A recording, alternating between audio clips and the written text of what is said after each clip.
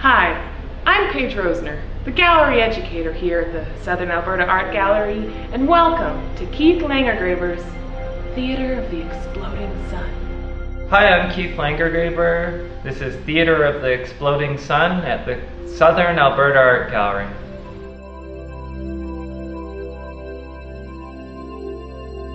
I've always worked with the landscape and the sort of great tradition of the landscape. And living in Vancouver, there's a lot of film shoot locations that are happening. Suddenly you're walking downtown and there's snow and wind and big structures in front of you blocking your way to where you want to go. But I became interested with science fiction fans that would often crash these sets. They'd find out where a location was and they'd end up going to this location and seeing if they could get a glimpse. And what became very interesting is how these fans create these sort of mental maps in their head of actual places, but superimposing their sort of fantasies of these locations that come from the shows themselves. So there's this real interesting shift in perspective around the landscape. So I think primarily the show really isn't about science fiction,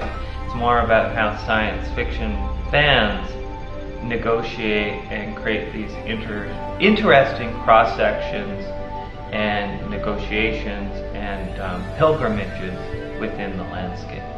I used as a location in my first film that you'll see in the gallery, the Theatre of the Exploding Sun, is the Eye of Jupiter. And it's a hoodoo formation that was used in the TV program Battlestar Galactica. And that one was fun because it was a real search to find it. It was in this desert canyon, you know, there's rattlesnakes, there's cactus, sagebrush.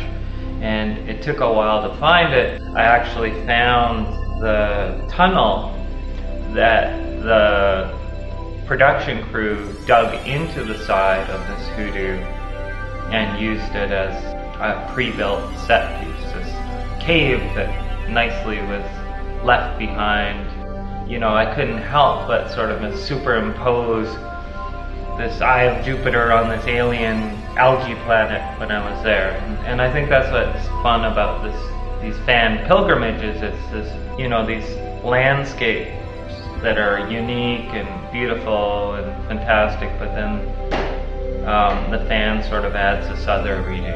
I'm showing this work in an art gallery, so I have to make these connections within art history, and I'm sort of trying to bridge contemporary art, conceptual art with fandom. And I've been looking at a very famous artist, Robert Smithson, who worked in the 1970s, and he built a piece called the Spiral Jetty, this big spiraling rock into the Great Salt Lake of Utah. He read a lot of pulp science fiction, and within films of that period, like Star Trek and even now Doctor Who, the swirling spiral vortex that becomes this stand-in for time travel. And what he wanted to build in Utah is an actual movie theater, an underground movie theater, where a film would be shown of the actual building of this major earthwork. I built it for him in the Eye of Jupiter, in my film. So it became this sort of conduit for a good title for the piece, very dramatic, but shot at another location, actually a cave, an abandoned mine, where we set up a generator and hauled in 200 meters of cord, and I built this theater in this dangerous mine. And so there's always this like sort of slippage, I think, in my work, like even in the gallery and the film, sort of blurring the line between sculptural installation and film set. This Robert Smithson character, this seminal artist from the 1970s and associated with the landscape and earthwork, and a year before he built his most famous work, the Spiral Jetty, he visited Vancouver and proposed an earthwork where he wanted to build or not build, completely bombard an island with glass and cover it. So it'd be this shimmering, reflecting mass of glass. And of course this didn't happen because of environmental reasons. There's a lot of anti-American sentiment at this time, but I appreciated the gesture. So my character visits this island. I'm citing an old Doctor Who episode, an episode called The Keys of Marinus, that involved this alien island that was covered in glass, and sort of started mashing those together. So again, we have this island that you're seeing in the gallery, and then in the film you see a different version of it on the top of a mountain that's a set. And I also wanted to create something for the viewer to experience the video works differently. So if you walk around the back of the island, there's mirrors slotted in with the glass, and the film becomes very fractured.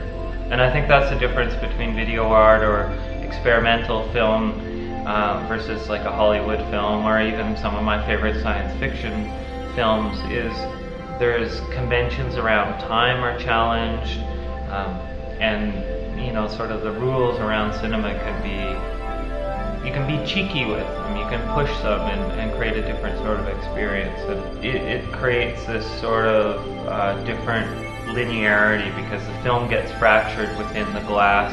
And I think that references a lot of our new understanding of time, that time isn't linear. Like, just even the Earth itself creates a gravity well that's not only bending space, but also time. So there's time distortions, and then I could go on and on about Hawking radiation, black holes, and temporal distortions. But I think that's a primary medium you're working with film, is time. You're sculpting it, you're being poetic with it. So I took it a step further. Let's create something new for the viewer to experience it. And there's a structure to the work, how it's arranged, that a narrative emerges that the viewer can pick up from the work, but the viewer's own cosmology, their own experience, is going to bring up different questions in relationship to each piece.